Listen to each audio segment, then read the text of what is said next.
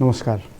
आदरणीय बुवा आमा, दिदीबहिनी तथा दाजुभाइहरू, म आज एक अत्यन्त संवेदनशील घडीमा तपाईहरू सामु उपस्थित भएको छु। केही दिन अघि सुनसरीको देवानगञ्ज, सिराहा लगायतका स्थानमा भएको दुःखद घटना र त्यसपछि केही जिल्लाहरूमा उत्पन्न अशान्त वातावरणलाई लिएर नेपाल सरकार पूर्ण रूपमा गम्भीर र संवेदनशील छ। यस दुःखद घटनामा परि निधन हुनुभएका हाम्रा नागरिकहरू जयप्रकाश मेहता, ओम प्रकाश मेहता र गणेश यादवप्रति म भावपूर्ण श्रद्धाञ्जली अर्पण गर्दछु। साथै शोक सन्तप्त परिवारजनहरूमा नेपाल सरकारका तर्फबाट गहिरो संवेदना व्यक्त गर्दछु। घटनामा परि घाइते हुनुभएका सम्पूर्ण नागरिकहरूको शीघ्र स्वास्थ्य लाभको कामना गर्दछु। घाइतेहरूको उपचारमा कुनै पनि प्रकारको कमी वा ढिलाइ हुन नदिन सम्बन्धित स्वास्थ्य निकायहरूलाई स्पष्ट निर्देशन दिइसकिएको छ। घटना भए लगत्तै सबै सुरक्षा निकायहरूले तत्काल घटनास्थलमा पुगेर परिस्थितिलाई सामान्य बनाउने, थप अप्रिय घटना हुन नदिने र शान्ति सुरक्षा कायम गर्ने प्रयास निरन्तर गरिरहेका छन्।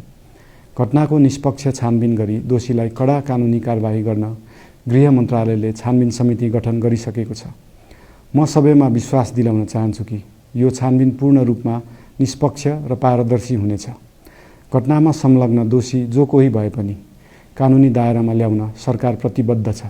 अवस्था थप नबिग्रियोस्, कुनै पनि नागरिकको जनधनको क्षति हुन नपाओस् र स्थानीय स्तरमा विश्वासको वातावरण बनोस् भन्नका लागि नेपाल सरकार निरन्तर क्रियाशील छ। परिस्थिति सामान्यीकरण गर्न केन्द्र स्तरमा सर्वदलीय बैठक आह्वान गरी गहन छलफल गरिएको छ। स्थानीय तहसम्मै जनप्रतिनिधि, नागरिक समाज, विभिन्न धार्मिक गुरुहरू, समुदायका अगुवा तथा सामाजिक व्यक्तित्वहरूसँग निरन्तर संवाद भइरहेको छ।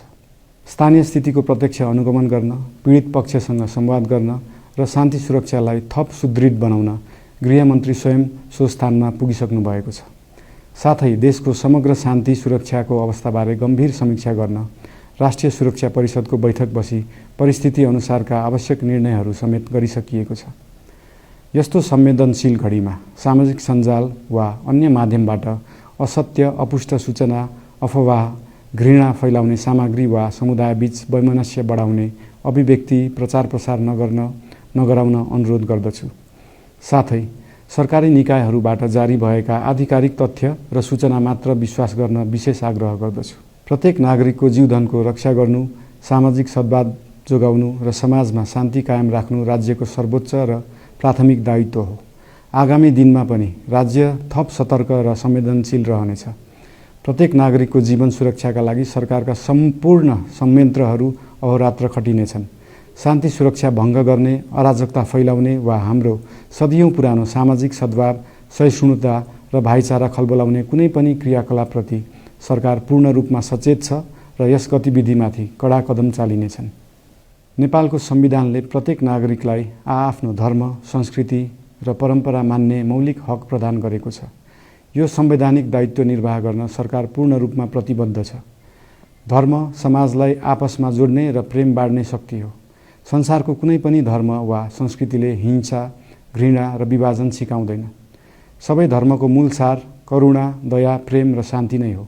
देशको कुनै एक स्थानमा भएको अनपेक्षित र दुःखद घटनालाई लिएर कुनै सिङ्गो समुदायलाई आरोपित गर्नु र देशका अन्य भूभागमा समेत त्यसको प्रतिशोधको आगो फैलाउनु कुनै पनि दृष्टिकोणबाट न्यायोचित वा न्यायसङ्गत हुन सक्दैन। आदरणीय बुवा आमा, दिदीबहिनी तथा दाजुभाइहरू, हाम्रो इतिहास साक्षी छ कठिनभन्दा कठिन र अप्ठ्यारो परिस्थितिमा पनि आपसी एकता, सहिष्णुता र विवेक नै हाम्रो सबैभन्दा ठूलो शक्ति बनेका छन्।